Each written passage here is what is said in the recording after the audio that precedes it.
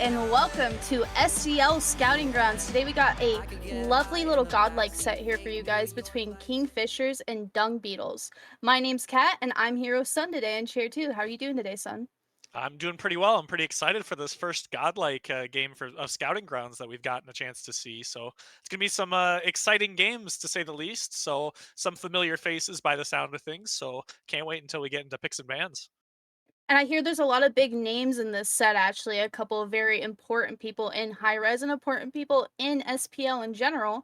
So I'm really excited to see what we got coming out today. This is Godlike, so if there's a lot on the line with Godlike, we see a lot of exciting things from them. Yeah, and it looks like we're already getting here into picks and bans for game number one. So it can be really exciting to see. We've got the Kingfishers on the order side, the boys in blue, and then we've got the Dung Beetles over here on the red side. So looks like we're getting started. And who do you want to see banned out here at the start of this set? Um, hmm. So I've played a couple games of Realty. I haven't really seen what many other people have played in but either one of these teams besides Phoenix. So I'm kind of interested to see what they do ban out here. I want to see maybe a couple mid bans, maybe a couple ADC bans. But I do like the Marty ban from the Kingfisher side. I think that's a really interesting ban because Marty's just I don't know. I just don't like Marty. I've said it multiple times. I don't like Marty. That god is definitely a little overtuned in my opinion, slightly better than he should be compared to other ADCs. So I do like to see that getting taken off the table. And speaking of an ADC that's slightly overtuned in my opinion, Hachi also fits the bill for that. So glad to see that that is also being banned out for the boys in blue. And we got a tier ban coming out from the other side for the Dung Beetles and a Robin ban. So it looks like we got some potential solo bans coming out for them and some ADC bans coming out on the other side.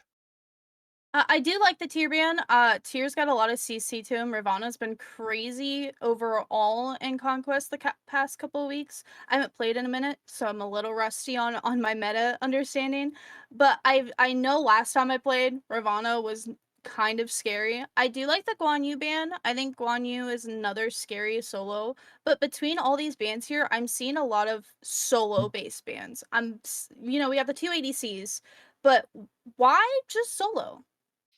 I'm not entirely sure that all of these are necessarily solo because I mean Achilles and Raven could easily be flexed into both jungle and solo lane, so it's kind of like a hybrid ban. And I mean, same kind of goes for Marty. Marty is also very good in the mid lane, so he's not just an ADC ban coming out here. But we don't have to worry about necessarily who's going in the mid lane for the Kingfishers. We've got a Baba Yaga getting locked in for the first pick of the game. Baba Yaga is, in fact, the first pick, and it's a very interesting first pick from Kingfishers. So we see the Baba here. What do you think when you see Baba going into that mid lane?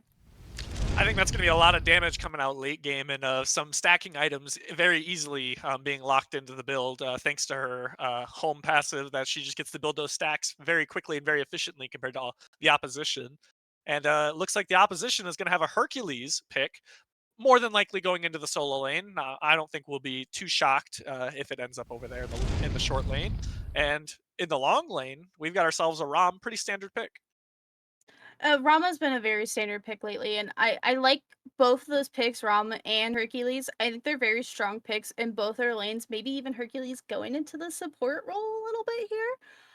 I think Hercules is just an all-around good pick because you can put him anywhere you want, honestly. You can put him in jungle, you put him in support, you can put him in solo, you can put him wherever the frick you want him. And Rama's just a good ADC pick in general, but I love the on her pick. Yeah, and her's somebody that we haven't seen a whole lot of play of yet. We just had a set a little bit ago that we saw some and her play in, and her looked really good, and so I'm not too surprising to see him locked in again. But again, it's not the most common pick, and a Geb coming out. This is not too surprising. This is going the way of HiRezHinduman over there. He loves his Geb pick. HinduMan does love Geb. I actually played against Hindu's Geb, and it was a very scary and very useful Geb. He does love his tactics. He does love figuring out how to set up for his players and how to put things together. So I think the Geb going to HinduMan is gonna be really good here. Ooh, but I do like this Thor hover, and it's gonna be locked in. Thor pick for the Dung Beetles. I do like this. I think Thor's just something that's just strong overall, no matter where you put him. Yeah, I mean, in anytime I play ranked and I get jungle, if Thor's not banned, I'm locking it in. Like that god is just For so sure, strong and yeah. can just bring so much thanks to Anvil of Dawn. He can just rotate so easily. His wall does damage now, so it can help apply even more shocks on his ultimate upon landing from it. And so he just has an insane amount of damage output, and he's incredibly safe and really good for peeling out teammates. So love to see that pick coming through. And it looks like we got 2 more assassin bans coming out from the Dungbeetles with Susano and Kali. Thank goodness that Kali's taken off the table because that is a scary, scary sight to be seen. And so just getting rid of that before they even have a chance to pick it sounds good to me. And then an Agni and Morgan Le Fay. And I think that Agni and the Morgan Le Fay are actually some target bans for Realty. Realty's Morgan Le Fay and his Agni are both some really strong picks that he's had over the past season and maybe part of the scouting grounds if he's played a little bit. But the hover over the Discordia, I like that. I'm a big Discordia fan, so I love Discordia in general. So what Discordia against Baba Yaga, how do you see this mid lane going in this game?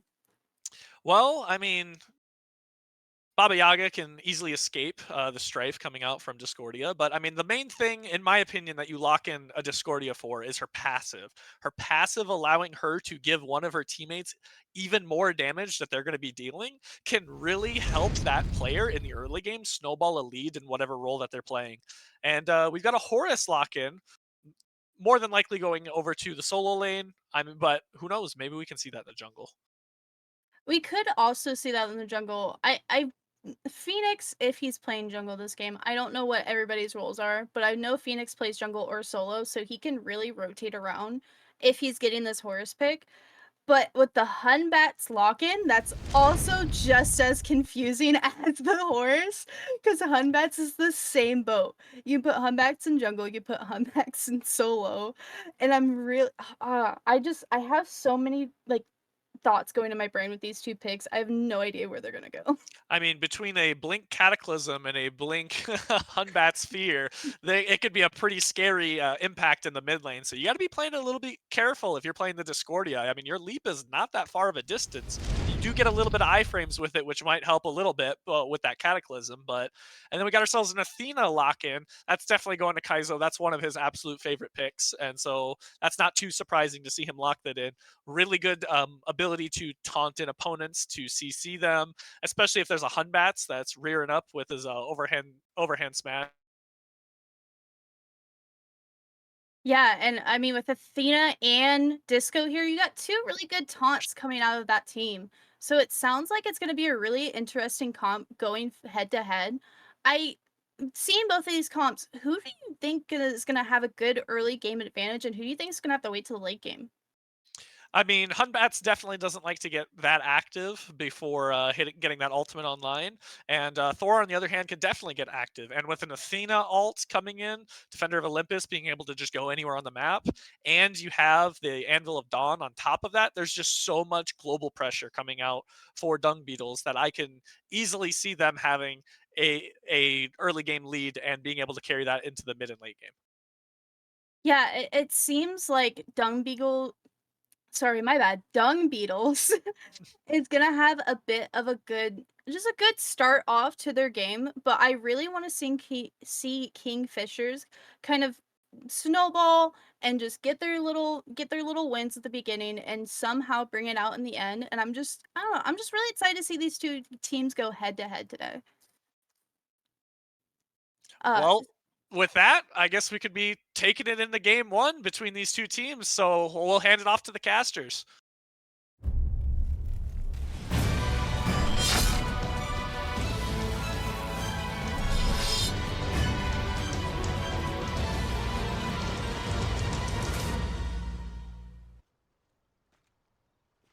Hello, my name's AnthonyMalum. I'm joined by the lovely Ken, and we've got Godlike Scouting Grounds. First one so far of Season 3, Kingfishers versus the Dungbeetles.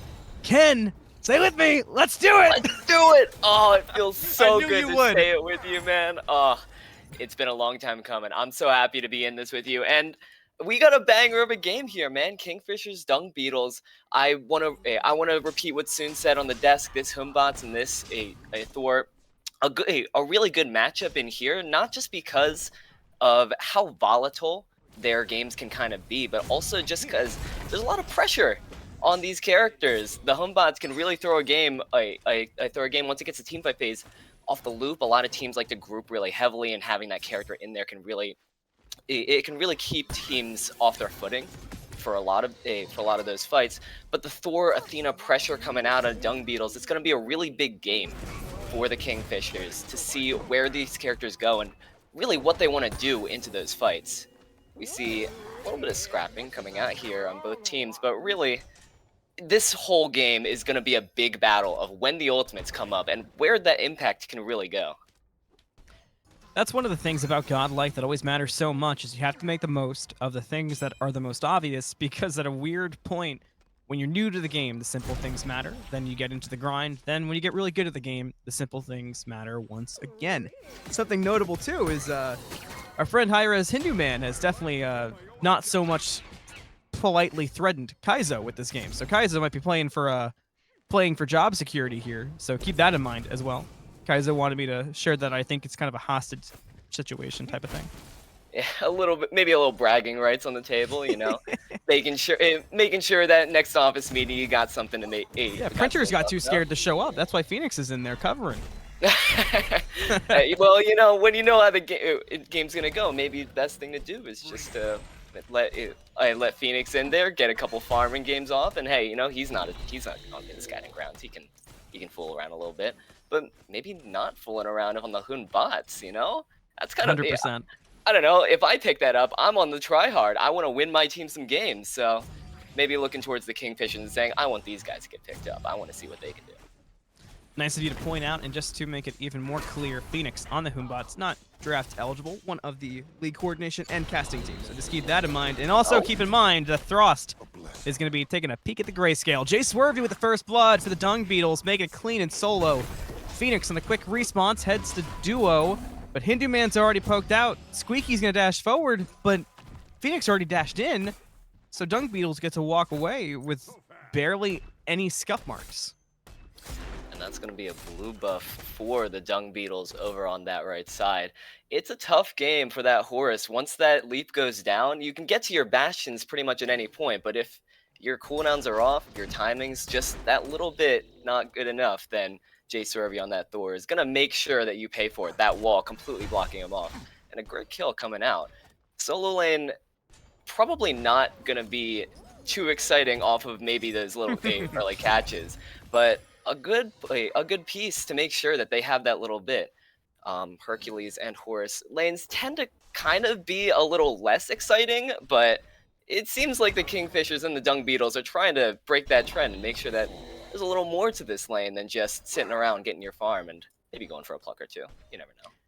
Sometimes it's where the scouting grounds aspect comes into play, where you're just trying to kind of show off and be noticed. Look at the two-man rotation over to solo. Jayswervy only level 4, so no Anvil of Dawn. That could have potentially caught Frost off guard. Will secure the blue buff for Nikola and also some experience around that corner. So safe for now for the Hercules, but not the way Frost wanted that lane to go. I can't help but feel like Frost wanted to play a bit more off of the significant health advantage that they had gained. Right, and being able to swing those things really puts a lot of pressure in that soul lane. I mean, there's not that much that that either character can really do once those items start coming online. So getting any pressure you can might be big. Getting to those advantages, but was a little bit of a sweat there looking at SqueaakyG able to leap out just fine. That's an awkward 1v1.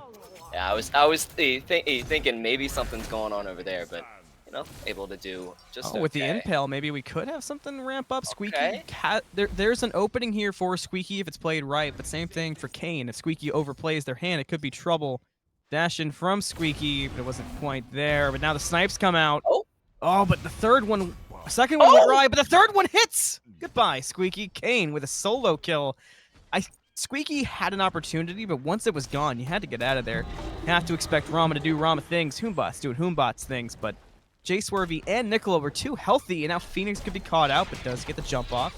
to get away. Will the blue buff be secured with it? No, it's stolen away. Jayswervy with the basic attack gets it away. Fenix, no blue buff for Frost on the right side of the map. You gotta be loving that if you're on the Dungbeetle side. Kane, it's a tough lane to be into. On her is a really great character in that 1v1, just having so much on-demand damage, but the ROM, you're playing essentially with an execute on your side. Once that health bar goes down, you're going into the snipes, and at that point, it's all about the reads that you want to get. ROM, both characters, really, wanting to get a lot of pressure here. It's really good having those AoE autos, just being able to make sure that, although on her has a little more damage for you, you're always going to have just a little bit of advantage on your side. Nikola and Frost are doing solo lane things. Something nice about Godlike is a lot of times you can be comfortable in the fact that they might not kill each other every time. They might just beat daylights out and go the other way. You know, Fenix, while not draft eligible, it is worth talking about. Fenix playing in Godlike. We've seen Fenix sub in before. Normally it's been Immortal. And Fenix subbing in Godlike, this is playing up a bit. So between playing up and the competition, it will be very important for Fshers for Fenix to pull through. So far, it's working all right against Kaizo. Home Sweet Home should help secure the kill onto the Athena, but he gets the dash off, but it will be clean. Psythro does get KaizoCaster, sends him to the grayscale. Maybe Kaizo can practice casting while in grayscale. We've all been there. You're just caught up on the mid camps by yourself. The Athena, if you block up the dash, you don't really get that much for yourself. And a solo kill over here for El Frost. These solo laners, man, way too simple. they just don't like each other. That was too simple. They're just running it down. You can't let it be that simple as Hercules. I mean, we couldn't really see what happened full way through because it caught everyone off guard, but shocking. Anvil of Dawn and the dash in should find Fenix, but with the beads and the Geb shield could help get away, but he goes back in with the Fear and the Weevil, gets hit by the snipes on the way in. Jayswervy now alone.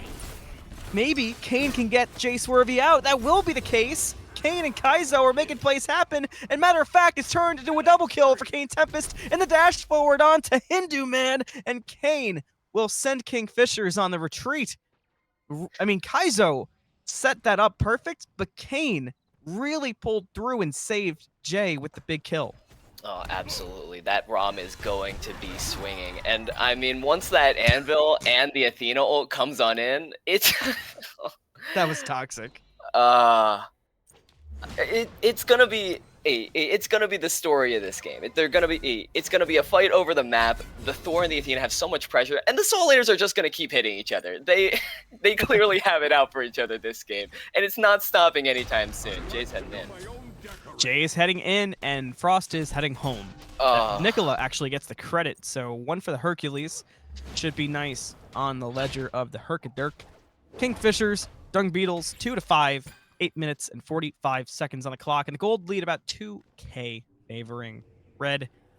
Dungbeetles have felt like they've had a lot of control on both sides of the map, but mid lane has felt oddly calm. Maybe that will change now. HiRezHinduman rolls in, but Psythro not going to step up behind it. Right. Mid lane, it makes sense with the matchup. There's a Disco and a Baba. There's not too much you can really do to either side, aside from, you know, a dunk to whatever you can. But, I mean, you saw it right there. The Geb cleanses. You can taunt the Geb, but... That dash was a pay cut. There's only so much you can do, you know? The Disco has the leaf, the Baba has the house and her own leaf. You can kind of play around it with the Thor stun, but otherwise, I mean, they're just better characters to gank all across the map. And Jay, he's not sweating. He knows he's got some stuff on the line. He's won almost pretty much everywhere he goes, so he's feeling pretty good about himself there. And pretty ahead so far of Fenix, which matters for the matchup, because you talked about the way that Anvil of Dawn and Fear No Evil are going to play around each other. HiRezHinduman stopping by just to say hello to Kane. Maybe was expecting a gank from Fenix, but instead it could be a Jayswervy gank. Anvil of Dawn's coming out, and HiRezHinduman is still peeking over at SqueaakyG. There's the slam down from Jayswervy. Hindu goes in with the Cataclysm, and Jay might be turned around on. He will. SqueaakyG cleans it up, dashes down. KaneTempest, and here's Kaizo doing the Athena things. The combo will lead to the death of Hindu. Just a matter of who gets it. I should have let Kaizo have it, but Kane gets it, and HinduMan will be no more. There was the combo you were talking about. We looked at HinduMan peeking around, and I expected maybe Hindu to buy time for Hoombots. Instead, the Thor is the one that arrives, and it proved to be a problem. Right. You can take our jungler, but you can't take all of us, say the Dungbeetles. I mean, Jay, he's in just a little bit before Kaizo can really swing his weight.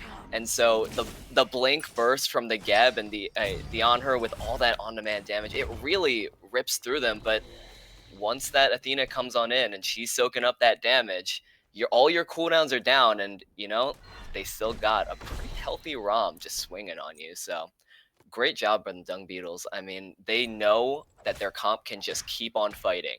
And once those cooldowns come down from the Kingfishers, it's just going to be a winning fight for them. Onher doesn't have a whole lot outside of his ult if he can't really land those impales. And once they're down... Oh, got caught on the dash in. Frost could fall. Jayswervy's diving deep, but Fenix is on the response at the tier 1, trying to catch up before Frost gets dropped by Jayswervy, but gets caught out by Nikola. But Jay can't follow it all the way in. Now to the skies will come out to help out Fenix. Fenix goes in, and now everybody's here on the right side of the map. But to the skies is going to land, but Frost is so low, and Frost is going to drop to KaizoCaster. Just a miscommunication, to say the least, there from Frost. It just works out poorly. Jayswervy goes back in, looking for Fenix. Beads used. Fear No Evil follows. Kane gets a solo in the left lane. Back to the right lane. Fenix low. Nikola drops Fenix. Apple of Discord hits HinduMan, and things are just going abysmal for Kingfishers. They cannot find comfortable footing, to say the least. And Dungbeetles took advantage. Now they get to walk away and really just enjoy the fruits of the labor. There was an idea there from Frost to go back in. The Fear No Evil was up, so they did have a swing back if they really could. But I think he just went in a little too early. The communication might not have been there. And now we're looking at Dungbeetles just sitting pretty over that towards that beacon. They're gonna try to grab this up if Baba can maybe do something about it. But yeah, it's just gonna be a free beacon for them, and maybe a tier 1 really dive. sticking on to Psythro. This is gonna be a problem. There's a Strife. Psythro will live. The bounces weren't quite lucky, and HinduMan was around the corner. But, you know, Suun talked about that on the desk, what the Strife could do. Actually mentioned that Baba has a good escape for it. But what kind of snuck through was that you can just get taunted, and that clears it up. Charts up on the board. 5K almost for Dungbeetles now, and XP is the big problem. 7,000. 3-10 at 13 minutes. And Kingfishers they're having a tough time getting comfortable. Yeah, the Dungbeetles can do no wrong on those ganks. That global presence is just so powerful. The Kingfishers, you have to send so many people in on a gank if you really want to swing your weight. The Thor and the Athena are gonna come in if you're anywhere spotted, and if you're not ready to handle it, you're just gonna get shut down. And so, going into this middle portion of the game, it's gonna be a question of objectives now. And so between that Fear No Evil and between the Geb ultimate and all the damage that you have, can your control threaten the dominance that Dungbeetles have had during this early game? Jayswervy up into the air. Fenix is going to be the main target. Will he actually go in? He does! Even with Hindu there. Hindu blinks forward, gets the Cataclysm on a Jayswervy, but Psythro could not get there in time. Defender of Olympus was expended as well. So that's both global ultimates down, with the Gold Fury up in the menu. KaneTempest will be there as well. SqueaakyG going to come from the left. From the right will be 2 others. Gold Fury already down to 2K. Who's going to get it? It gets dropped and picked up by SqueaakyG. And it's going to go to the Dungbeetles. They actually steal it back after letting it go. Kaizo dropped low. Going to look for the re-engage on the SqueaakyG, but gets met with the Fear No Evil. And dropped to a quarter, but the Apple of Discord doesn't find a home. Bounces right on back. HinduMan could be the one trapped out. Gets steps away, and it's actually SqueaakyG in trouble, but Jayswervy disengages again. Rama in the sky and drops work down below, and Fenix will fall to the Rama. Nothing Hindu could do that time for Fenix, and now the Geb is the one caught out. Gets the steps away because of Elfrost showing up, and KaneTempest is very, very low, forced to use the Aegis taunt back from Kaizo, saves Kane in the short term, and Jayswervy drops SqueaakyG. Kane's still alive, finally shut down by Psythro, bringing an end to the Rama. end the rampage. Jayswervy still hanging out, looking to see if there's any scraps to be made. Gets a double tap, goes in on Psythro, but the shield and the blow up will secure it. Now the boulder, can that find Psythro? No, but a stripe certainly will. The bounce around will not find Frost, but they're going to go aggressive anyway, and the Apple Discord finds a double kill. HiRezHinduman has been hanging out too long, says the Dungbeetles, and Kaizo's got a job to lose. It's a triple kill for Realty. So much happened. It went on for so long that Realty's ultimate came up twice, throwing at the Apple at, right after the gold kick, and then right at the end there, just to make it happen again. The Kingfishers, you wouldn't know that they were 5k down at the start of the fight. They just kept on running, and unfortunately for them, right at the end there, they were looking okay, but at the end of the day, they are the ones that are down. And with some really great plays coming out from especially Jayswervy and Nikola, I mean, making sure that that front line is there and keeping those carries off beat. Realty made a really great rotation in to try to finish up that damage. There's so much pressure that comes from that Dungbeetles front line at the start. HiRezHinduman was in behind Kingfishers, expecting a little bit more forward play, and then once the Dungbeetles just come in swinging, he's got to run all the way back to his back line. Psythro and SqueaakyG just running for the hills. I think the start of that fight just kind of put them a little bit off their footing, and although they were able to hold it back, they just weren't able to fully find it, and they used too many cooldowns just maintaining the neutral ground that they could have gone. Losing the Gold Fury and losing a lot of them. Pyromancer pulled in 4-man Cataclysm. Let's skip the 4-play and go right to a 4-man Fear No Evil right after. Kingfishers might have the best opening they've gotten so far, but it's quickly dissipating, and they've got to retreat.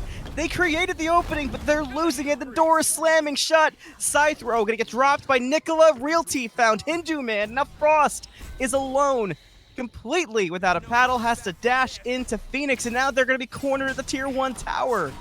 Frost will likely fall here to give Fenix an out, but Fenix actually gonna step back in. Kane found Frost, dash forward from Kane, but could not find the cripple on Fenix, and Dungbeetles take another big fight. Now 6-18 favoring the Dungbeetles, and the gold lead is getting significant quickly.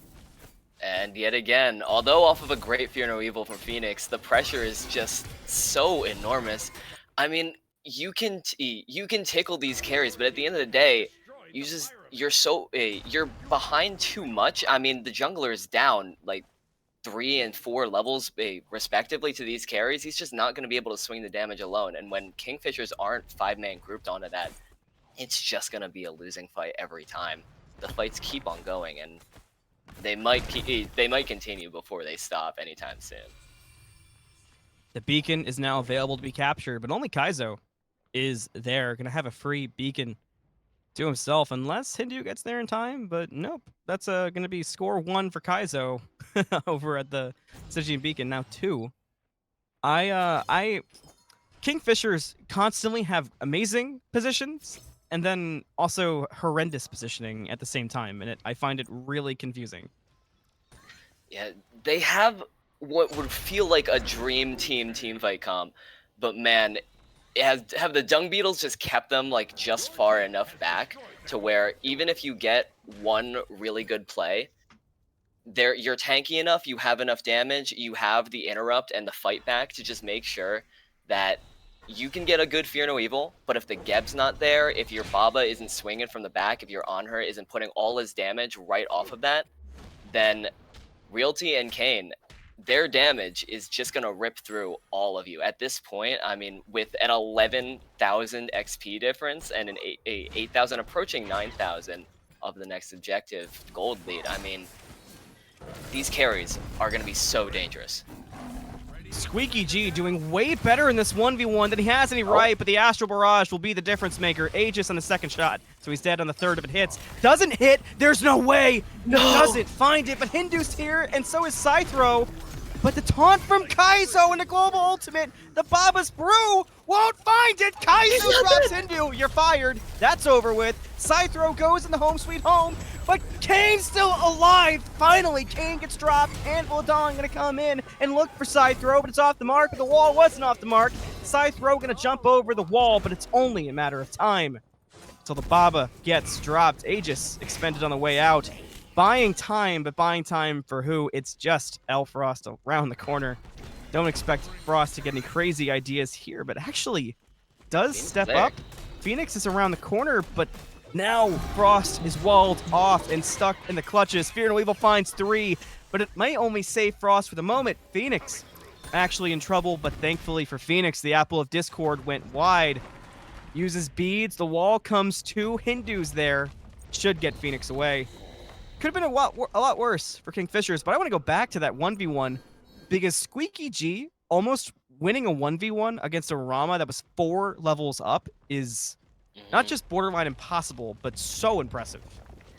Yeah, you gotta respect the on her pillars, man. If he gets a good stun on you, he's just gonna swing on you, and you can't do anything about it. That's 2 or 3 confirmed autos that you just have to sit there and take. And Kane, although you're ahead, I mean, my man evaporated HiRezHinduman off of the back end of that fight, but maybe just a little bit of unlucky play, getting a little too much damage on you that you just you're just caught out to take the Baba damage and go down. But he's ripping through them, man. He has so much damage. So Kaizo able to help alleviate some of that burn and making sure that what could have been a solo kill turns into a pretty good play for Dungbeetles. Squeaky though, gotta respect his damage. Yeah, I think the Squeaky damage could show up to be a factor later. And credit where credit's due. Fshers, we always talk about the synergy. Less of a problem than Godlike, but still always worth mentioning that this is a lot of these players' first time playing together. It's not the easiest thing to do. Kaizo stepped up and found 3. It does have Defender of Olympus just in case things get rough, but they didn't get that rough. Bought time, though, for Jayswervy to go into the sky. The land down, going to find Fenix, and Fenix is going to drop to the Berserkers. HiRezHinduman gets the Cataclysm in response, but the Apple of Discord on Frost. Things aren't looking good. Rampage for Realty and rollout forced. Hindu's trying to lead the Dungbeetles back to Fshers, but Dungbeetles will not take the bait. Wisely, they will group up and start looking at objectives. And then Kaizo walks up to that blue buff alone, and by the time that Fshers can even try to swing something towards him, it's just gonna be a full dive onto Fenix and Frost. And so what looked like Kaizo maybe being a little out of position, once that Thor comes in, it's pretty scary. That combo is brutal, and that's gonna be a Fire Giant and a Pyromancer for Dungbeetles. Totally uncontested. And when you're playing for your job, you'll get desperate. They're 11k up at this point. I mean, you gotta respect it. Can I just say really quick, you're a caster now, and I've heard your cast. You've quickly learned people not picking up the pyro bomb. One of the most annoying things that can happen. You know Kaizo's a caster because he dashed over the bomb to make sure he got it. But back to what's important, Frost getting poked out quickly, but Jayswervy not going to dive for the Horus. Tier 2 tower going to fall at 24 minutes. It's 7-23. Dungbeetles looking for 24. Could be HiRezHinduman. Fear No Evil combo. Cataclysm finds good damage on 2, but no kills quite yet. And the Astral Barrage looked for HiRezHinduman, but rollout was a little bit too fast, even for KaneTempest to keep up with. And SqueaakyG, continuing the theme we've seen, goes to the left lane and will get a tier 2 tower and should be able to get away safely. Yeah, Kingfisher's defended that with 4 people there. SqueaakyG was nowhere to be seen, but that Cataclysm and Fear No Evil, man, it's so threatening, and if your dive can't get in there to do something about it, you're just gonna be sitting there and taking that CC. I mean, Dungbeetles, maybe just a little overzealous. They got Fire Giant. They're not losing too much off that push, but the gas has gotta be taken off for a little bit. Kingfishers get a little bit of time to breathe before the next push that comes out. We made so many points, and we harkened back so much to the global pressure of Defender of Olympus and Anvil of Dawn. We did kind of glance over the potential combos from Kingfisher. It just hasn't felt like the synergy, the timing, or pretty much anything else has been there enough to combo, but when they are, it's gross. Jayswervy going to go up into Anvil of Dawn and could find some members grouped up, but the land down doesn't find any. Just buying time for the Gold Fury to be dropped by the Dungbeetles. Frost will get a little aggressive with Jayswervy, and Jayswervy reminds him that he looks pretty in his dress. It is a pretty big cooldown down. Once that Thor been a really big member of that driving aggression for Dungbeetles. So once that goes down, they might have to throw it back a little bit, but they're not playing scared at all. They don't care about that Anvil of Dawn being down at all. They're just walking forward, making that poke and presence known, and they're gonna walk right up to this tier 2 tower and duocide. I love the objective to objective play that the Dungbeetles have shown. That might be my favorite thing I've seen so far from them. HiRezHinduman with the blink in and the 4-person cataclysm. Home sweet home gonna fall up, and the Fear No Evil. That's the combo we've been looking for. But what will they get from it? 2 the skies from Frost, gonna look for more and follow Kaizo, but actually went down to the 2 in front. Nikola and Jayswervy, and now Fshers is spreading. So what was so good to start the fight has kind of dwindled into nothing. That's a huge missed opportunity. And Thor's ultimate is back up, so Dungbeetles, with that fire gen regen, they're just hanging around that tier 2 tower, and Here it Jayswervy comes. for more. 3-man taunt after the slam, and Fshers can just sit there and watch. The Snipes looking for Squeaky, but he hugs the wall enough to be safe. And Fshers have to reset. They actually step back to the tier 2 tower, but it falls. Kaizo dashes in too. The updraft from Frost, and that's going to be all it wrote for the Horus. Drops 2. The Strife, Realty picks one up. Make it 6-0 for the Discordia, oh, by the way. Okay, they're finally walking away. HiRezHinduman with an insane cataclysm at the start of that fight, right into the 4 or 5-person Fear No Evil. It's crazy. The dream scenario if you're Fshers, but they just weren't able to get in there.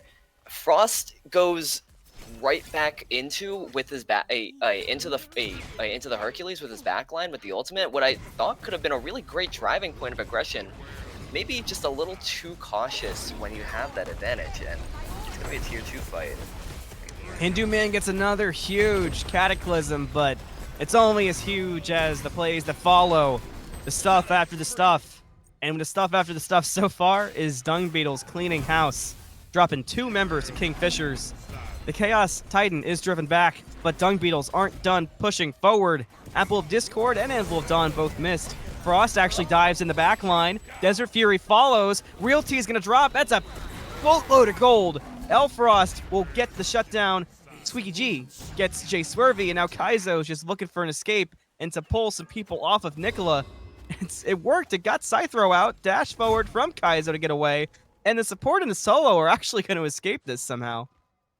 A rare mistake from Dungbeetles. Kane was dead. They didn't have an objective shred onto that Fenix, and so with Frost coming back up at full HP, it was just a go button for Fshers. They took their advantage and they played off of it super well. But Squeaky might have gone a little overzealous, but walked towards that tier 1, took it just as easy, and able to escape from Nikola with the leap. Fshers, the story continues that their defense comp is really good. It's just about being so far down, getting that damage off and making it count. They have to get in. They have to keep getting in there to make it work, and with every fight that happens, it seems that they're really poking and prodding at the cracks at Dungbeetles. Dungbeetles aren't quite able to finish the job just yet, and so Fshers keep on living for just a little longer. Fear No Evil to try to steal away the Pyromancer, but Dungbeetles get it away and save it from Fshers. 30 minutes is just around the corner, and Dungbeetles are already setting up and posturing for the Fire Giant. The Fshers can just look to defend and maybe try to get something, get lucky. Fire Giants are already at half health, and the Fshers are outside the pit looking for the right entrance. HiRezHinduman's been on it all game with the blinks. Will this be a good one? Dungbeetles are letting it go, and they let it go early, but they still get it somehow. Jayswervy lands down and finds Psythro, but hasn't secured it yet. But the Apple of Discord might do that, but it was eaten by someone much tankier than Psythro, but the Snipes will secure it at the end of all things. Dungbeetles still have what they want. They've got Hindu in their sights. Hindu's down to a quarter and going to fall, maybe? Maybe not. Jayswervy's chasing Fenix all the way to Kingdom Come. Hindu just now falls to Realty. And Dungbeetles with their most chaotic fight so far, but they're still making it happen. They're going to hit the solo lane Fenix and look for more. Kingfishers might be on death's door. Might just be. It was a chaotic little bout for them. HiRezHinduman still had the Cataclysm into that. And Fenix just gets burned down immediately. Man, my man just got eviscerated by the Chaos side here. They're looking We'll see you back in the booth, Fenix, and Realty gets a double out of it. Frost is forced back into the fountain.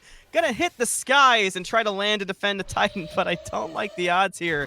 Dungbeetles are gonna wait for it, and on the landing, will Frost make anything happen? Gonna look for KaneTempest and find it, but Realty will clean it up.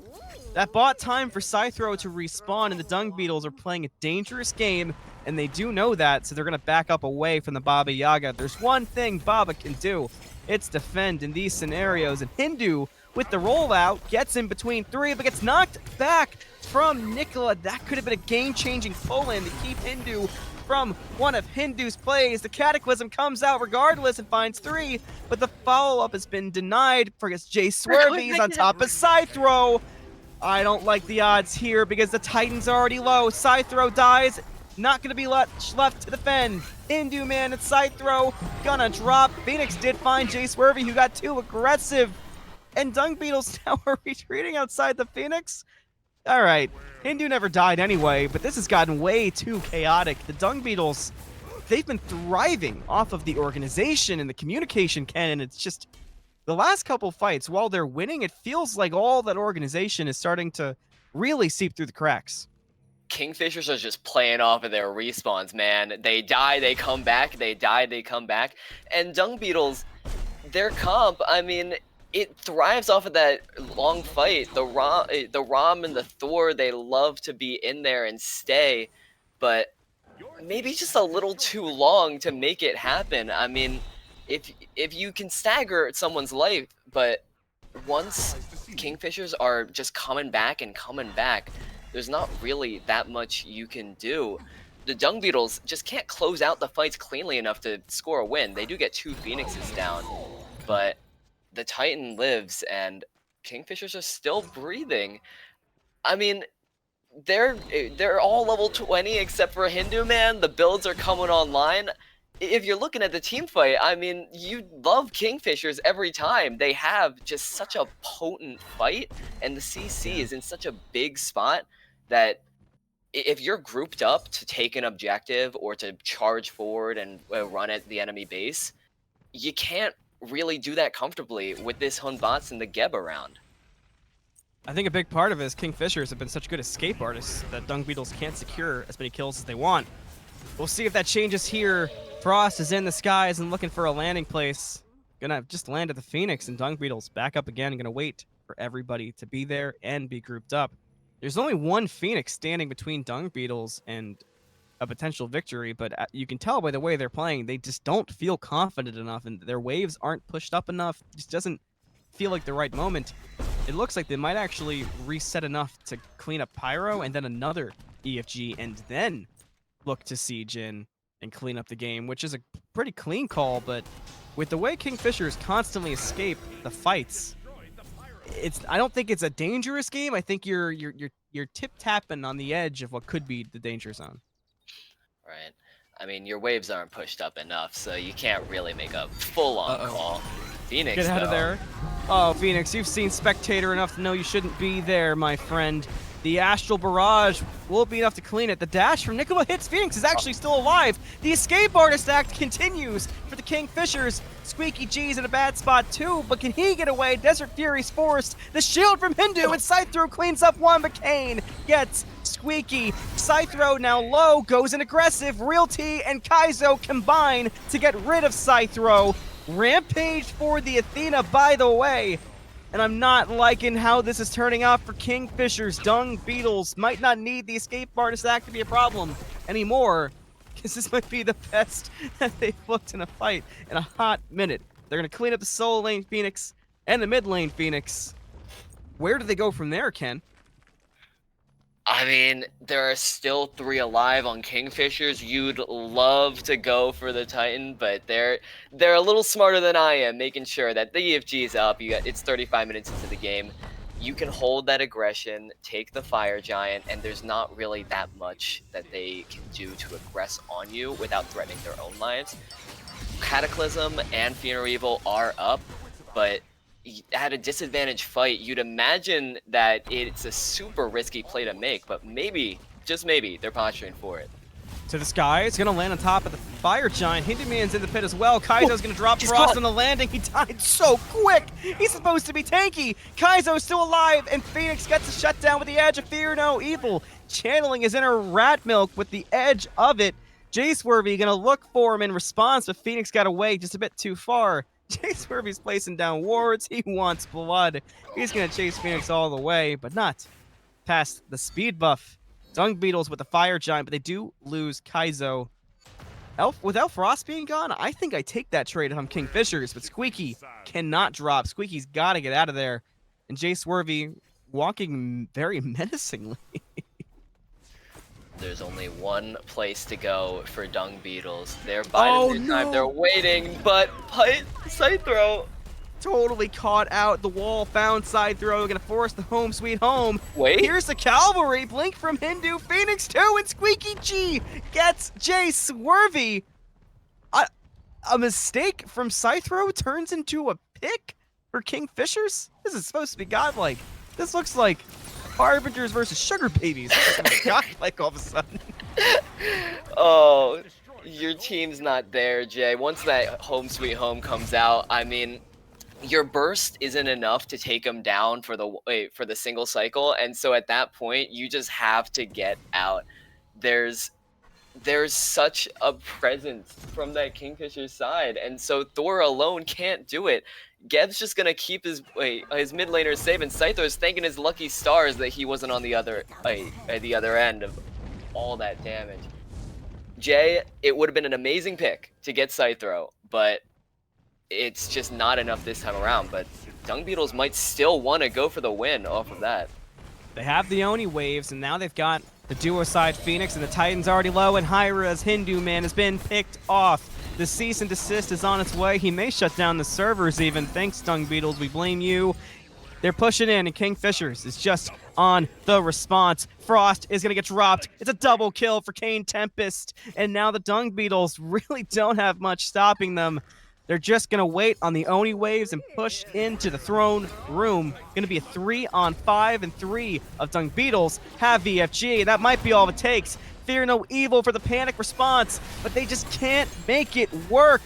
Titans at half. KaneTempest gets Fenix. 13 total for the Rama. Jay cleans up Squeaky, and Dungbeetles might be low, but they managed to take game 1 away from the Kingfishers. Rest in peace to Kaizo's job.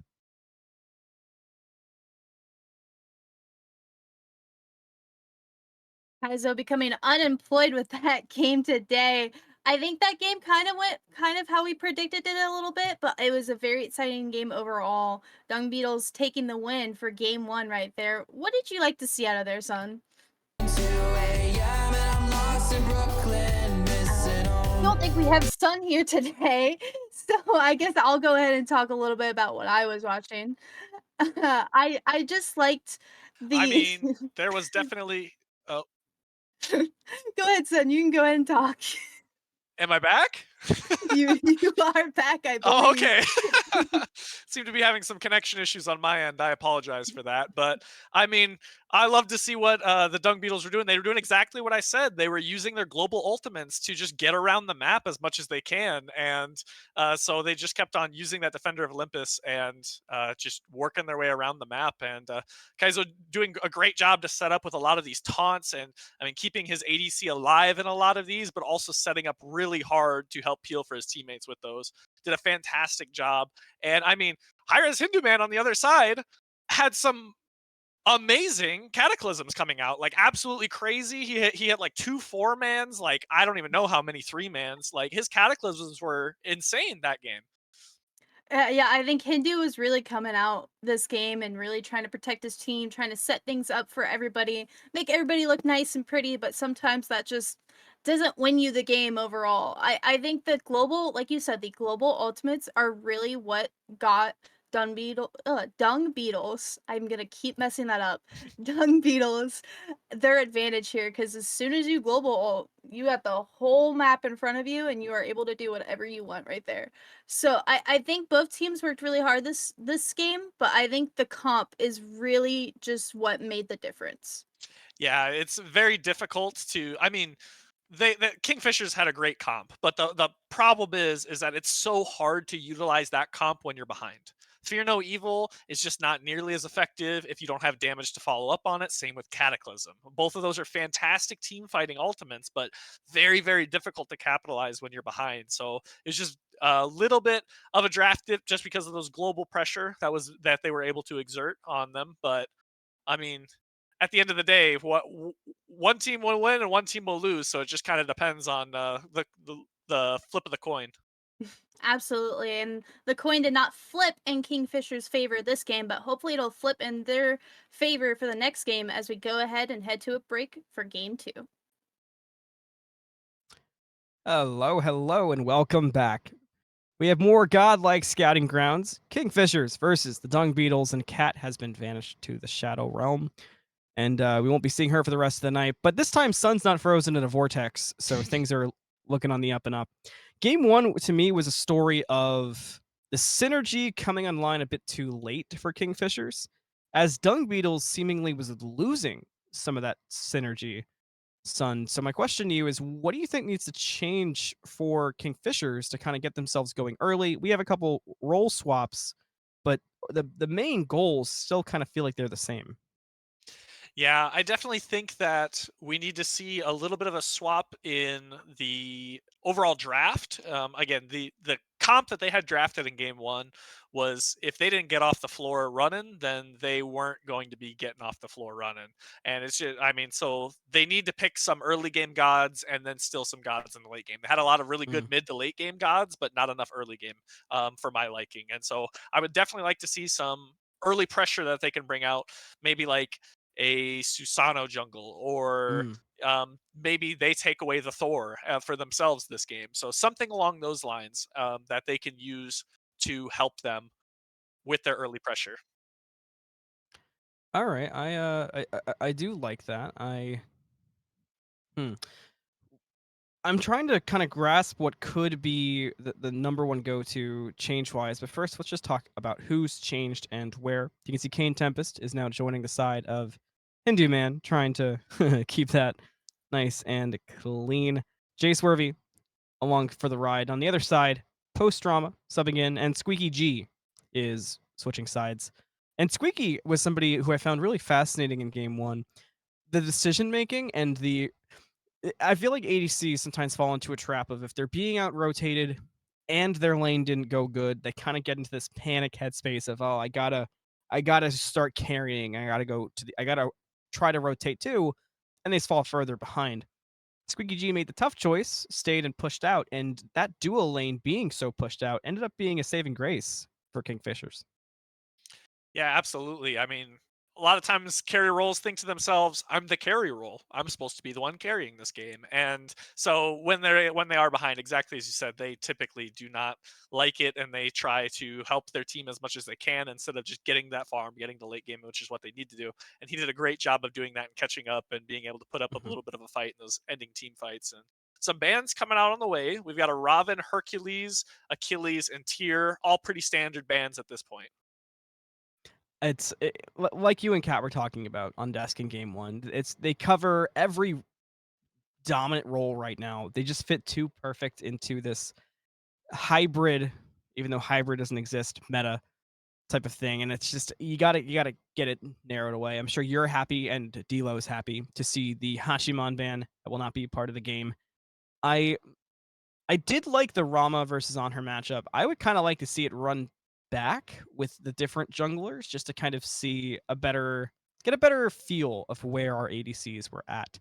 And the Kali ban wraps it up, which is another one that you've been talking about all night as a necessity. Yeah, you do not want destruction to get online when she's looking at her target. It is a scary, scary thing, and it looks like Marty makes his way Yeah, that through did the sneak through. bans.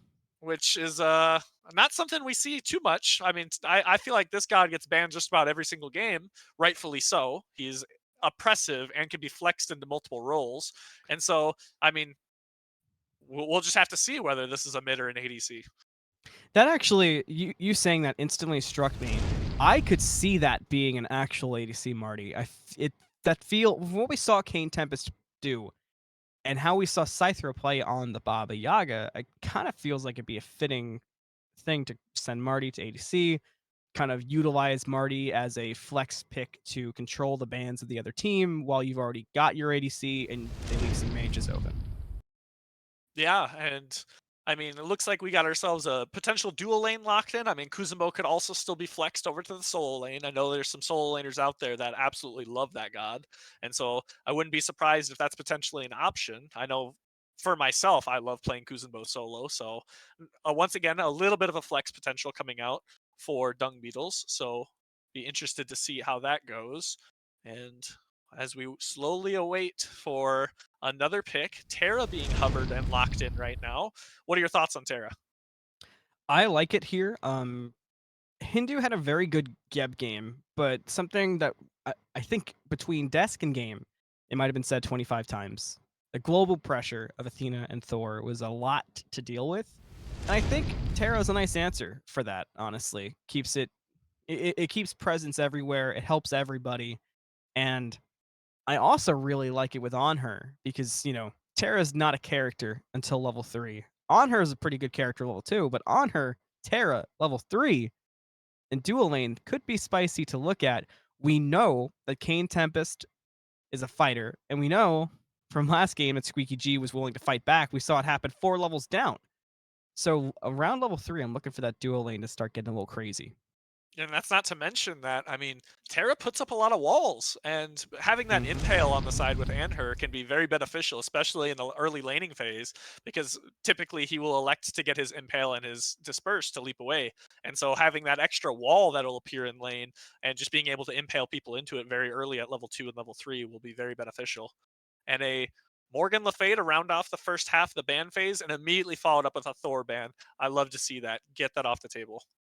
I love you being newer to SDL, son, because you get to be kind of exposed to some of our players. And Realty is somebody who I post as well, but Realty is somebody who I always think of when I think of the mid lane for SDL. An immortal powerhouse, went very underrated and undervalued last season, in my opinion. And it has a lot of talent. I'm excited to see Realty playing up in Godlike to see what can be done there. And the Morgan Le Fay on Realty is certainly a pick to watch and something to keep your eye on throughout the game. I'm excited to see it here in the second game of the set. And we got ourselves a Susano Guan Yu ban. I think, if I remember correctly, both of those were banned the last game. We have done a few sets today, so it might be hard to remember. But Yeah, lots and, of games blur together. yeah, yep. So, but and a Circuit to finish off the banning phase. And I mean, a lot of teams have been electing to ban the Circuit, but I haven't seen a whole lot of teams electing to pick it up when it's not banned. So, Yeah, she's kind of that's an a good interesting point. god. So. We didn't really talk too much about the Kuzenbo as the Sun Wukong is locked in, but the Kuzenbo is someone I'm looking to go crazy here. I feel like the way, and I'm aware there were a couple swaps, but the way that the Kingfishers and the Dungbeetles were playing, I have a strong feeling that Kuzenbo getting in there and spreading the positioning of the Kingfishers will be problematic, to say the least, because I think that was the one thing they kind of had going for them late game. It felt like Dungbeetles was spreading way too much.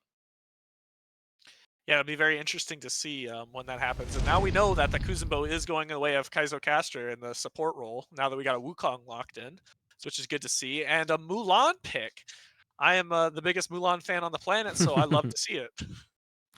I know I'll save time for you to talk about that. But one thing I actually want to mention is so POSTDRAMA as a last season was a support and immortal. We've seen a lot of POSTDRAMA jungle so far at the scouting grounds. So POSTDRAMA playing up into Godlike.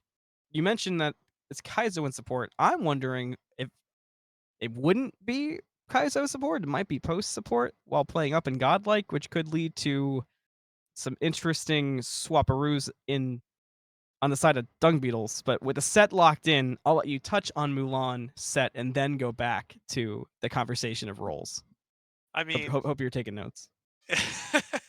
I mean, I again absolutely love Mulan, and into the Wukong, it's a very even matchup between the two of those. It kind of depends on if one can get a slight lead over the other, they will typically end up winning out that lane, and so it'll be a very interesting matchup in the solo lane. But it's also solo lane, so like anything could happen. Junglers will rotate, and they'll end up completely shifting the tides of the lane very easily, especially with a Neja locked in. Neja being able to apply a lot of pressure across the map.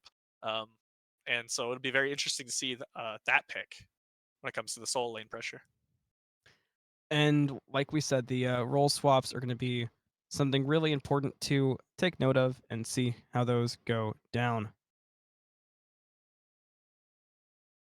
One thing that we also have to kind of keep in mind and keep our eyes out for is what could happen if the role swaps don't happen and you've got somebody like POSTDRAMA playing up a division, how that could affect things. Yeah, it'll be interesting to see POSTDRAMA. I mean, because he's already done he's already done 1 or 2 immortal sets, if I remember correctly. And so him being in these Godlike set for this game, filling in, substituting for Fenix from last game, will be very interesting to see coming out from him. Yeah, it's going to be I expect another teeter-totter game. I think the role swaps that we saw could be very beneficial to both sides and were very needed, I think, as well. The only thing that worries me, and the biggest thing that worries me for this set would probably have to be I'm gonna look at the ADC roles. We gotta see SqueaakyG play up a bit. Yeah, I was thinking the same thing, and especially now that you've got a support like Kuzenbo that'll be able to help pressure in the early game, especially over a Terra. I mean, Terra and her will be a very difficult lane in and of itself, but with a Kuzenbo on your side, you will definitely have that pressure that you can bring, which will help you get that lead that you so desperately desire, unlike game number 1. Yeah, gotta get that revenge. So that'll be very enjoyable to see, and hopefully he's on the mark with a lot of these. So All right, and with that, we're ready. So let's head into game 2 with Deelo and Ken.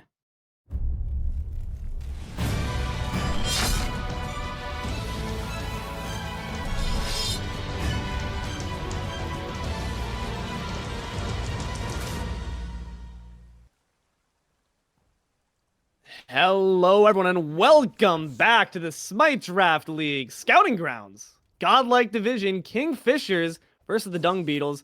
I'm Deelo, joined here by Ken. So many people have sacrificed so much to get us here, to this place. You and me, casting together. It's a hallmark of history. How are we feeling? So many green buffs have been dropped in the way, but man, I'm so excited to be here. It's gonna be a great time. I'm so excited to be here with you and to get into this game, man. Fshers and Dungbeetles. Dungbeetles took a pretty convincing, at least for the most part, first game, and so I'm interested to see how the Fshers line it up for the run back. I'm really liking the continuation of a teamfight comp with a little adjustment. Psythro almost taken down over in the mid lane, but yeah, I mean, keeping up with the theme, the Terra, making sure that team fight's strong and getting that Martigris and the on her for that really great consistent backline damage. It's gonna be another game just watching those 5v5s, making sure that their team can really get it off. And You man, might be getting off your life. Jayswervy, there's just so much action here in the mid lane. Now Psythro, no longer the one in danger. But speaking of adjustments here, I think, in fact, Fshers, following their loss, have dropped the I from their name in remembrance of the famous caster of the Smite Draft League. And you know what they say? There's no I in team, Ken, so maybe this is what they need to really get in that synergy mindset here. It's all about the team now. 5v5 all the way. Uh-oh, never mind. 2v1s all the way. Psythro, get back to your teammate, buddy. You're in trouble. all right, a little bit scary, man. That mid lane does not calm down, but absolutely getting Jayswervy over for the Fshers jungle, betraying his team and getting in there. He's feeling it, but man, he's not relenting on the aggression. He's a Jayswervy, as in the previous game on that Thor, was just running it down, and he was making it work every step of the way. And so I'm interested to see how those ganks play out. Over in the dual lane, though, A lot of relics being expended on each side. We see SqueaakyG use those beads. Rotation coming in from Kaizo. Excellent sumo to push you right back into the waiting arms of the Najah. Beads expended now on them as well. You have to retreat back. You're going to need at least one leap to get on out. Disperse, but you're not dispersing the enemy. You're just trying to ensure that your own life doesn't fall. Fshers remaining safe. I really do have to give credit to dropping the eye. It was clearly the right choice. And I'm betting it's going to be a pretty solid theme throughout this. Kaizo on this Najah. Solid play on that Athena, and being able to have that on-demand stun during this early game is going to be huge for them. I'm interested in seeing where this guy goes and where he sets his target selection. Hinduman and Kane, a relatively hard early game to kill, but also not really able to get that much pressure. Terra famous for not really being able to do that much pre-level 3, and so smart to send stuff over that way. Might not have worked this time, but Kaizo clearly setting his sights over towards that dual lane, getting that Ram ahead. And it's what they mentioned in the deaths, too. The fact that you're going to have a lot more pressure once those level 3s are hit. Seems that they are going to be. And Kingfisher is looking for some invades here. Going to drop that red buff. Solid work there by Jayswervy to ensure that they keep themselves ahead. Keep Dungbeetles down playing in the poop. Yeah, the name of the game is just getting those advantages for them. That advantage is going to be a pretty solid fight with that damage. Hinduman on that Terra is going to be swinging out, and if Dungbeetles aren't careful, he's just going to rip through you. That ultimate is going to be so impactful going into that. And look at these big, like, you can just put down the massive slow on the pillar and then put down the monolith to follow and ensure that anyone trying to retreat from those sands is going to be hit by the root. It's a solid CC combination that you're going to have to imagine could be pretty impactful, especially considering, again, something they mentioned, these synergies between the pillars alongside the Terra walls. But going to find yourself a bit too close for comfort to the enemy team. Realty going to find the first blood in the mid lane, but we do have the gank as well from Kaizo. No love lost here for the duo. Pushed right back. He says, I'll do that job for you. Taken to the skies now by the Windfire wheels. Kaizo going to give you a ride right back down. Disperse to your teammate. Not enough damage quite. The mana's still pretty low, though. Might not be able to contribute to the fight as the rotation from the set is here. Kingslayer going to try to put down some damage. Astral Barrage not going to find its mark. What goes up must come down. And SqueaakyG going to find that out the hard way, taking a dive back to the fountain and making the score 1-2-1.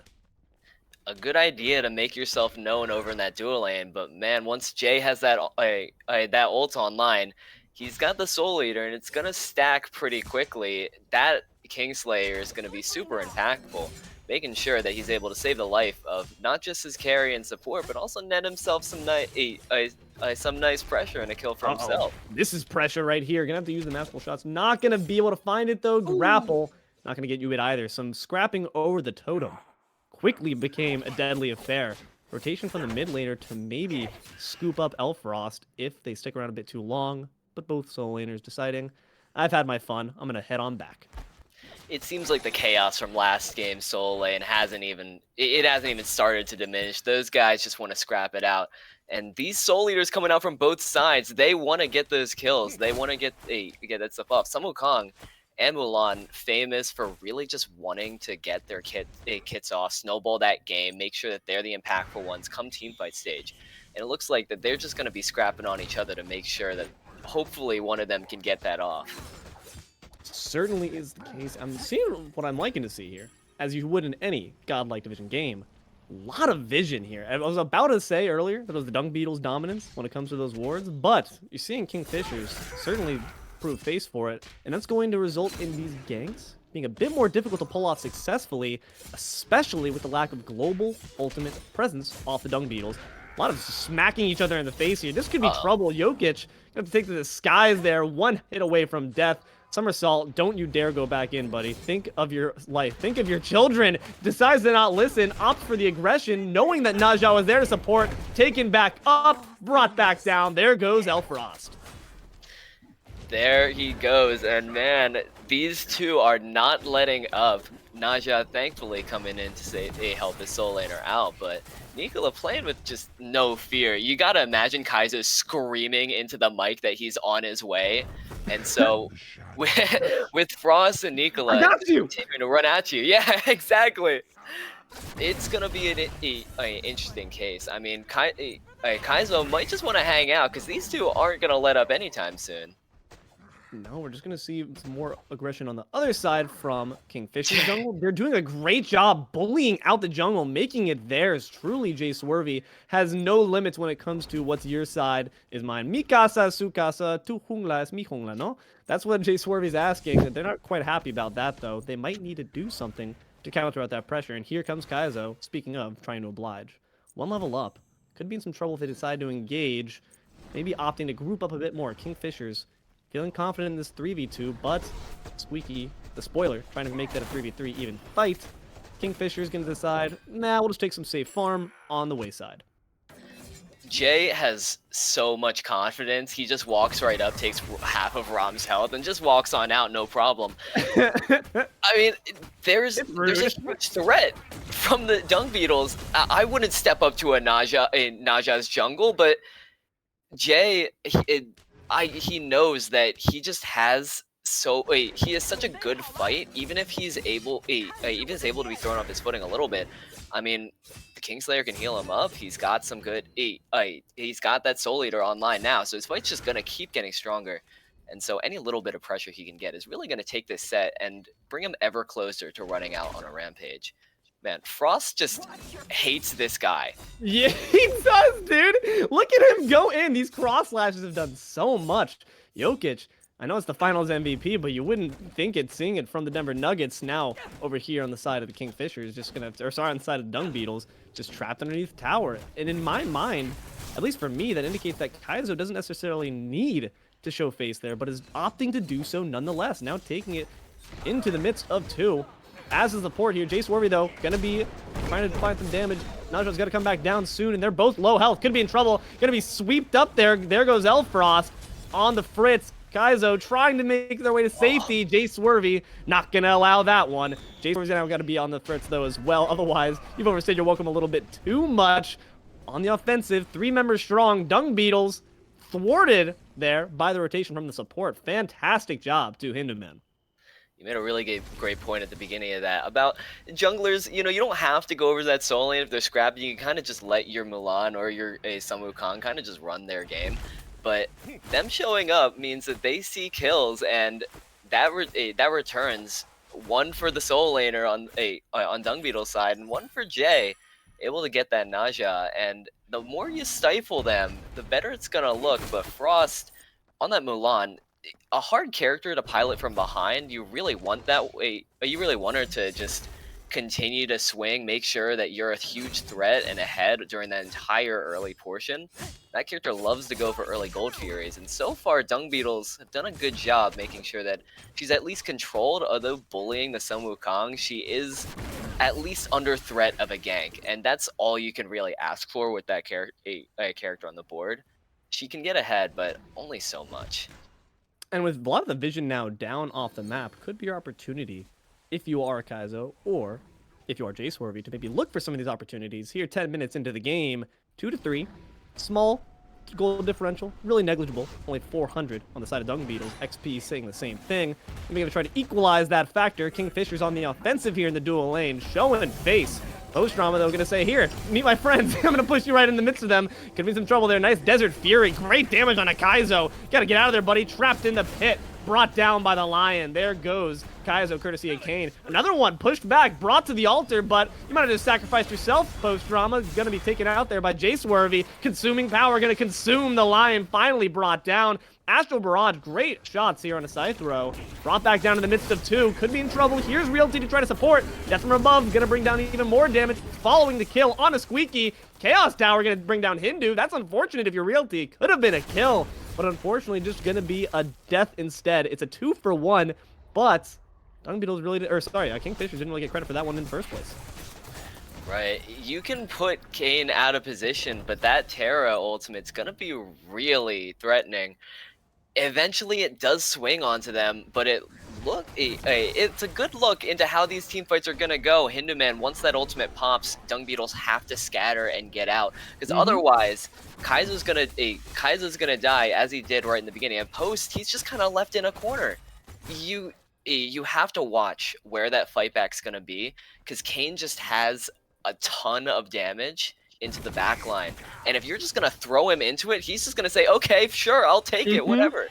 And now they have a good amount of pressure going here. Post looking forward for this beacon, but the fight, you've got to look out for it if you're on Dungbeetle's side. They're going to be trying to secure this one. Doesn't seem like Kingfisher's looking at too much of a fight. Stygian Beacon, a sliver away from being secured, but slowly being tossed out of your hands. Watery Grave, going to shove out one. It's really a game of keep out. Please, stay outside my special area. Not going to be able to do it, though. And now brought back up into the midst of more Kane. Sorry. That goes Kaizo. And now going to be brought down into the tower. Tier 1 is looking to be under quite a bit of threat. Jayswervy going to take him out there. Courtesy of, Realty going to be taking out there courtesy of Jayswervy. They're continuing the offensive, though. Kingfisher is not trying to let this one go. Grappled, brought back into 3. Could be in some trouble here. Underneath the pillar, they just need one more shot. Brought up into the sky, actually saved in the sense by the pillar. Blocked by it.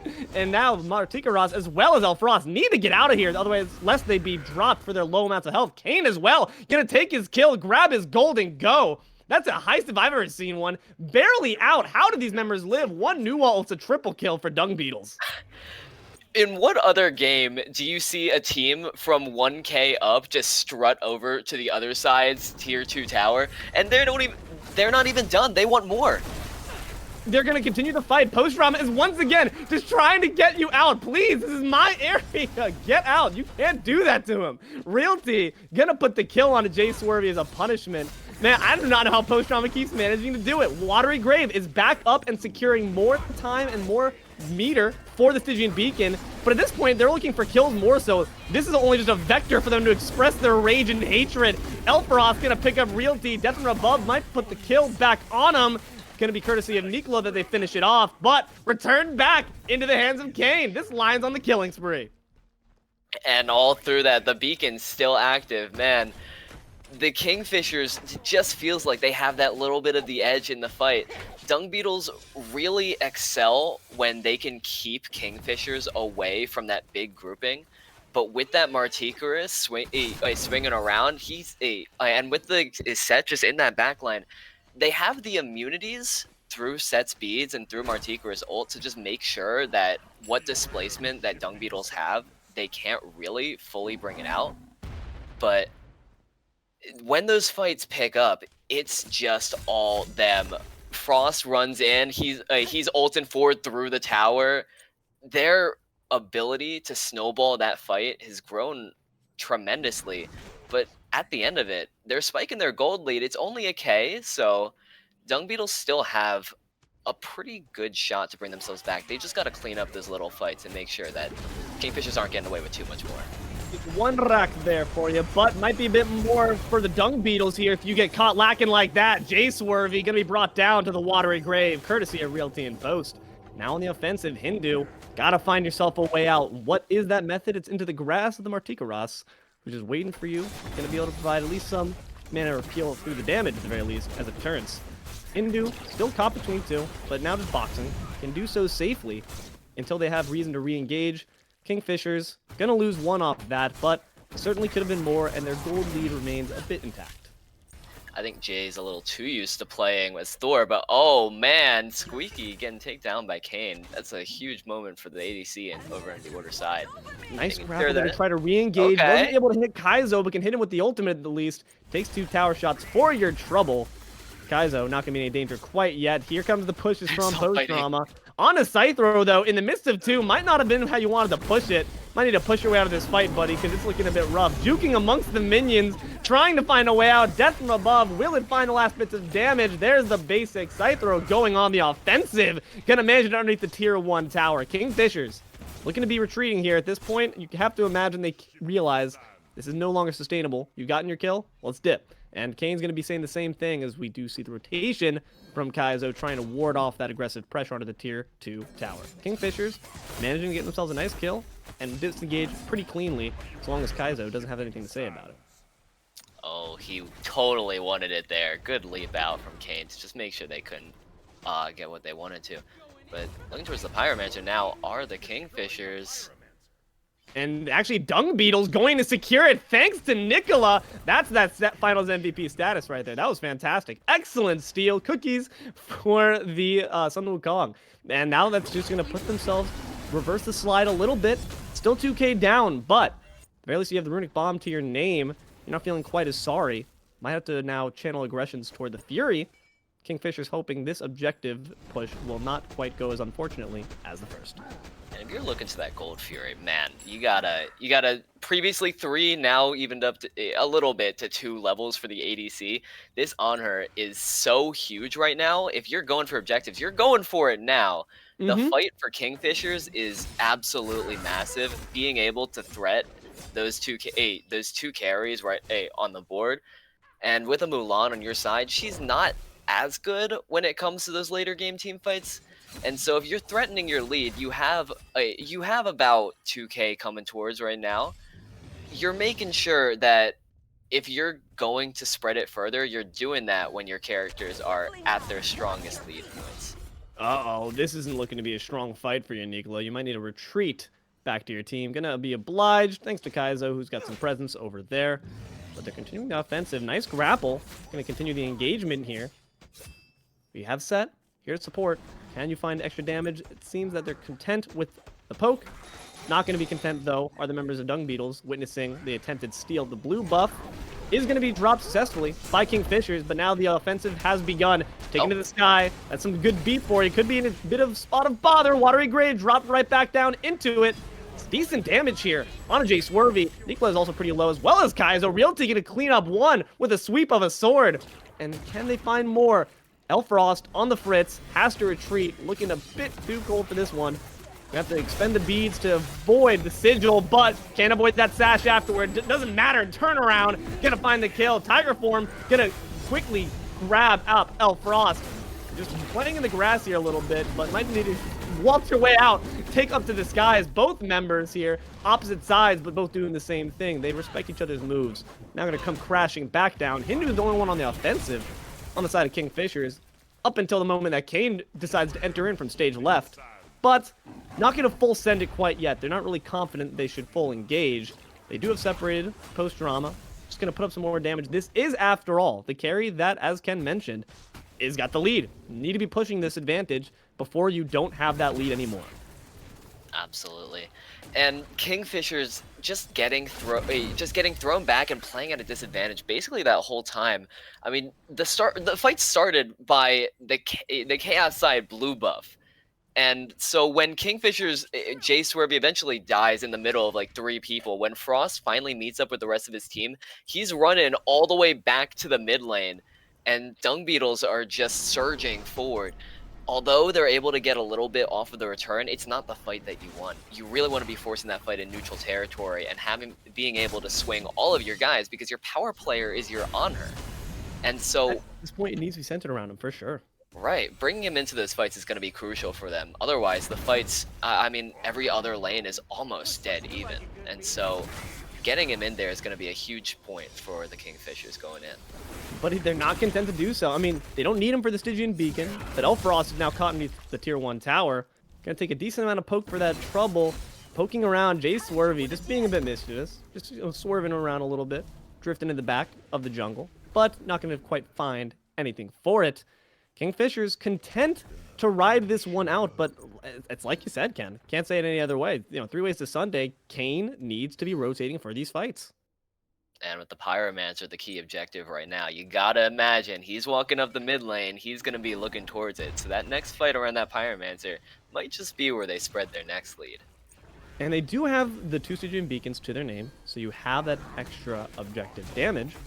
So that does spell a certain advantage for you, but the question is more so who gets the damage on the opposing gods and who initiates these fights, because it's so interesting. You have a lot of options between the nudge off the sash, or if you decide to go on off the sumo. Kingfishers, though, not going to even ask the questions. They're just going to say, we're going to grab this pyro, mill back into the jungle. But Dungbeetles, in the meantime, have been putting on an offensive into the dual lane. Fire Giant?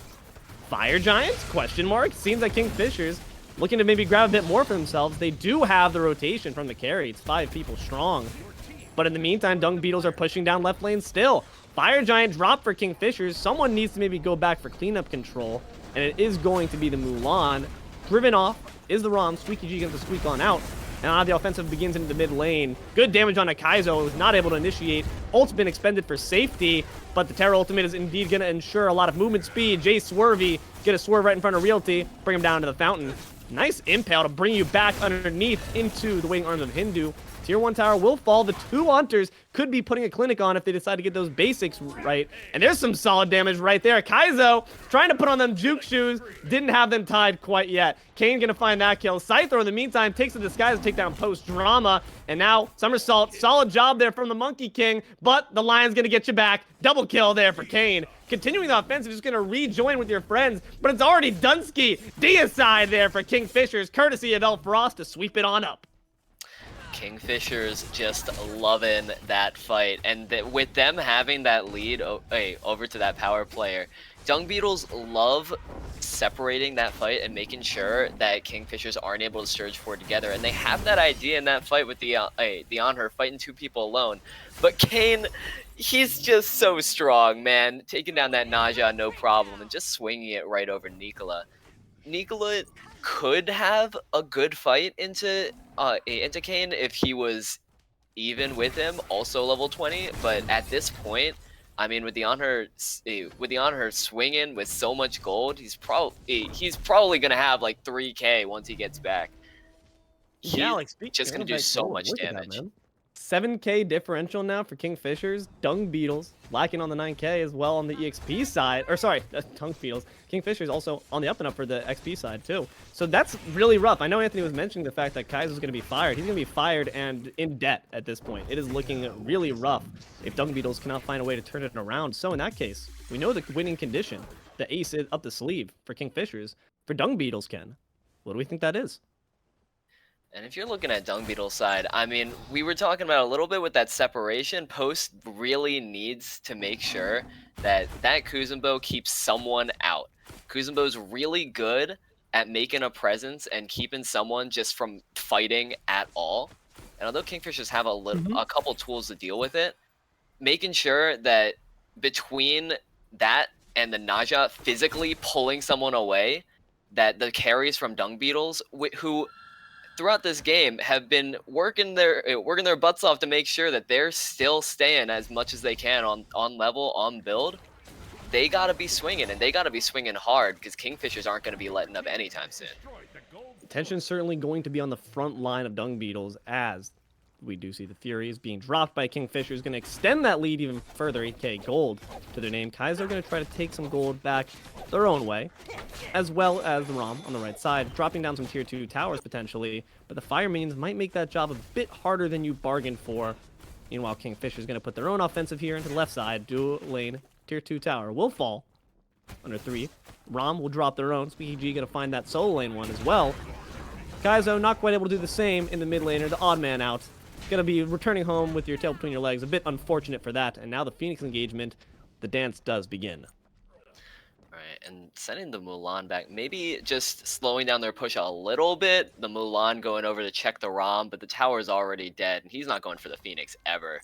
And so Kingfishers just gotta hold themselves back. Maybe could have had a decent push over to that left side bird, but taking the reserve point, waiting for the next fire. Their buff's gonna run out soon. They got gold to get, and they're gonna scrap up what they can before the next fight really starts.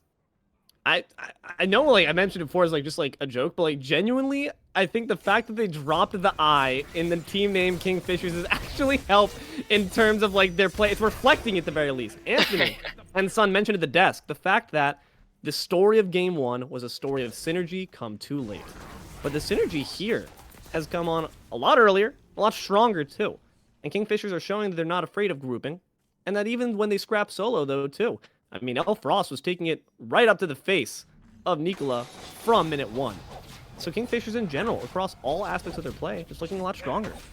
Oh, absolutely. And being able to keep your carry safe with a little bit of self-peel and a little more consistent damage coming out, Kingfishers is really able to continue threading that needle and pushing themselves further and further into the Dungbeetles line. And it's not like they're lacking in damage, it's just that the overall fight has just been that little bit better for Kingfishers, and they've been sitting pretty ever since. And they're going to try to ensure their place at the top remains the same, but Dungbeetles going to roll on into this fight, try to maybe spoil it for the Fire Giant, but they need to get in quick because that thing is dropping quite low. Kingfishers, with no poke on themselves, going to be able to destroy the Fire Giant. Not an EFG, but nonetheless felt in terms of the damage that Kaizo's got to suffer at this point. The 3-man collapse, going to try to ult on through him, but the ult from Kaizo's going to match. Nice Desert Fury to put solid damage onto POSTDRAMA, as well as SqueaakyG. The dual lane's not looking too pretty. I say it once, I say it 1,000 times. What goes up must come down right into the arms of Jayswervy. First kill of the engagement. Mid lane, Nikola, the clone's gonna go down. I was tricked even by that one, but now the mid Phoenix will fall as compensation. Nikola, the real one, gonna have to make sure that it retreats back to the fountain. And now, Kingfishers, after taking down that mid Phoenix, gonna rotate back over just in time to, you know, give a little high five to the Titan. And by high five, I mean brutally murder it. This is absolute slaughter. And they're going to continue the fight right to the backs of Kaizo. You could be in trouble. One death from above blast will do it. Psythro, excellent work to change attention and targets with ease. Going to drop the jungler with the quickness. Kingfishers now need to make a hasty retreat after the Titan does the same. Nope, never mind. Whatever I say is wrong. They're going to continue on the offensive. They have Terra Monolith. They can keep up the pressure here in the solo lane side while waiting for their Titan to join the battle. And it is a really great push for the Kingfishers. They're not even going to wait for the Titan. Just taking that Phoenix, no problem. They're impatient. Oh my gosh. Unstoppable is the honor. Do they take the Titan? Do they really not even need to wait for this? Oh my god, this is insane. Titan's already moseying down. They have the regen. If you ask me, Ken, they should wait because that's a huge asset for your siege. Oh, absolutely. That Titan coming in is just a massive siege juggernaut coming in for them. And so it looks like they are going to wait, posturing up for this push. 4v5 walking in. It's looking to be a clash of the Titans, you know, the joke that everyone needs to make, but it has to be made nonetheless. Kaizo going to take to the back, try to improve some means of distraction so the rest of the team can maybe focus on that Titan instead. A brave sacrifice, and that's exactly what it's going to be, the rampage given to the Martikaros. But Titan's barely even fallen for it. It's the run back of the Titan scrapping, rock'em sock'em robots. Blue's looking to be on top at this point. Earth and Fury from the Terra, death from above from Martikaros. All the damage dropped onto the Chaos side. Kingfishers, they took the eye out of team, and they're taking the life out of the Dungbeetles. Gonna make it a 1-1 set.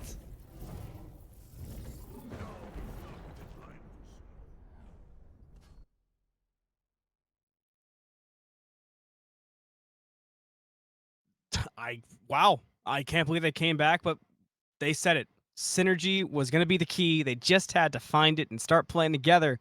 Kingfishers found it, and they made it clean, and they end up tying the set 1-1. Unfortunately, that'll be the end of the set tonight, stopping at a 1-1 match. But hey, the point of Scouting Grounds is to show off the captains. And Suun, I think the captains got to see a lot.